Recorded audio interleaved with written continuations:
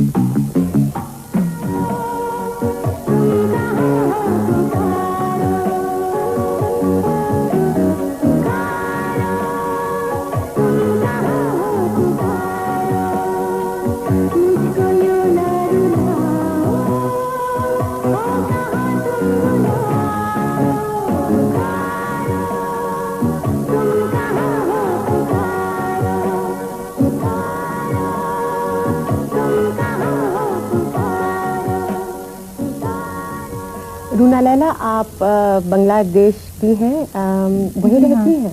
मैं बांग्लादेश की हूँ, बांग्लादेश में ही रहती हूँ।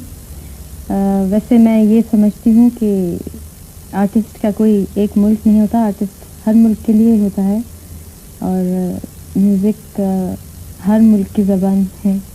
तो वैसे हाँ, मेरी पैदाइश बांग्लादेश में हुई है और मैं आजकल वहीं हूँ। मुझे इतना मालूम है कि आप बहुत सारी ज़बानों में गाती हैं। कौन कौन सी ज़बानों में गाती हैं आप? Bangla, Urdu, Punjabi, Sindhi, Gujarati, Pashto, English, Italian, Spanish, Arabic, Persian, Spanish, Japanese, French. बहुत लंबी लिस्ट है आपकी ज़बानों की। कुछ भूल गई हूँ भी। तो मुझे ये तो बताइए कि आप गाती हैं, इनमें से कुछ ज़बानें समझती भी हैं या नहीं? जी हाँ, कुछ ज़बानें मैं समझती हूँ, बोल भी लेती हूँ, जैसे बांग्ला, उर्दू, हिंदी, इंग्लिश, सिंधी, पंजाबी। बाकी जो लैंग्वेजेस हैं वो मैं ऐसे याद कर लेती हूँ और फिर करेक्ट इंटोनेशन और प्रोनाउंसिएशन किसी से करवा लेती हूँ। जहाँ तक देखा गया है कि जो भी अच्छे ऊंचे चोटी के संगीतकार हैं उनका बैकग्राउंड संगीत से रहा है, आपका भी क्या कुछ ऐसा ही सिलसिला है? दरअसल हमारे घर में सबको मौसीकी से बहुत दिलचस्पी रही है और मेरी वालदा बहुत अच्छा गाती थी खुद भी। मेरी बड़ी बहन दीना लैला, वो भी अपने टाइम में काफ़ी मशहूर थी। तो क्योंकि माहौल ऐसा था हमारे घर में, सब मौसीकी से सबको लगाव था, तो मैं भी आहिस्ता आहिस्ता मौसीकी की तरफ बढ़ती गई। लेकिन मैं एक चीज़ आपको बता दूं, ये शायद बहुत कम लोग जानते हैं कि मुझे नाचने का बहुत शौक़ था और बचपन में मैंने कोई 4 साल डांस की तालीम भी ली है, क्लासिकल, इंडियन क्लासिकल डांस की। उसके बाद फिर कुछ घर का माहौल इतना म्यूज़िकल था कि आहिस्ता आहिस्ता मेरा भी रुझान मौसीकी की तरफ ही जाता रहा। और तो क्या कोई डांस की गुंजाइश नहीं है? हमें कभी डांस देखने आप को मिलेगा? मेरे गाने जब देखते हैं स्टेज पे या टेलीविज़न पे तो उसमें काफ़ी हद तक उसमें हाँ, आप झूमती तो हैं वैसे तो देखा है हमने। हाँ, तो वैसे आपने कंटिन्यू किया अपना डांसिंग करियर? जी नहीं, बस 4 साल वैसे मैंने सीखा, उसके बाद फिर मैं इंडियन क्लासिकल म्यूज़िक सीखती रही और अभी सीख रही हूँ। मेरे उस्ताद थे उस्ताद अब्दुल कादिर पियारंग और उस्ताद हबीबुद्दीन। उसके बाद मैंने गज़ल की तालीम ली थी मेहदी हसन साहब के बड़े भाई हैं पंडित गुलाम कादिर, उनसे। अच्छा, आपने बहुत सारे डिस्क बनाए हैं, एलपीज बनाए हैं, सबसे सक्सेसफुल आपकी नज़र में कौन सा रहा? वैसे तो जी कोई आर्टिस्ट भी कभी अपने काम से मुतमईन नहीं होता और कभी भी अपने आप गलत को सवाल पूछ लिया मैंने। कभी भी अपने आप को सक्सेसफुल रियली सक्सेसफुल नहीं समझता। मैं तो कम से कम ये समझती हूँ अभी बहुत कुछ करना है, बहुत कुछ इम्प्रूवमेंट और भी होनी चाहिए और इंशाल्लाह आप लोगों की दुआओं से, देखने वाले और सुनने वालों की दुआओं से इंशाल्लाह मैं कोशिश करूँगी और भी इम्प्रूव करने की।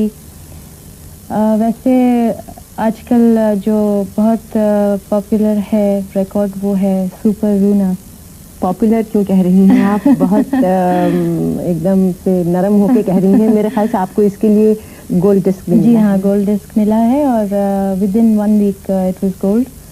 तो इसके कंपोज़र हैं बापी लहरी और हमने इसकी रिकॉर्डिंग यहीं की थी लंदन में एबी रोड स्टूडियोज़ में। तो it was a very nice experience. गाने सब डिस्को गाने हैं, तो बहुत मज़ा आया यहाँ काम करने का। वेल, हमारी तरफ से बहुत बहुत शुभकामनाएं।